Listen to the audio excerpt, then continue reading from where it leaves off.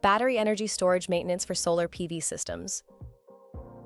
Welcome to the Electricity Forum Training Institute, or EFTI, a trusted leader in electrical training for the North American power industry. Since 1986, we've trained more than 60,000 electrical professionals to work safer, smarter, and in compliance with today's complex renewable energy codes and standards.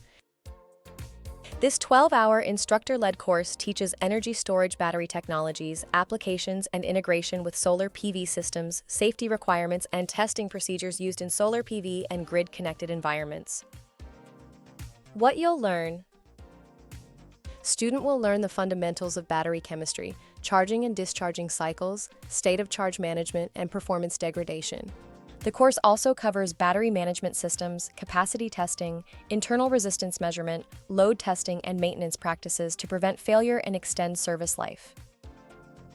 This 12-hour instructor-led course involves detailed lectures and group discussions. Students gain practical insight into battery energy storage safety, system design, performance, and maintenance strategies.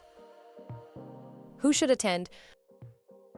This course is designed for renewable energy and solar power system professionals, battery system engineers and technicians, utility planners and operators, and consultants in energy storage deployment.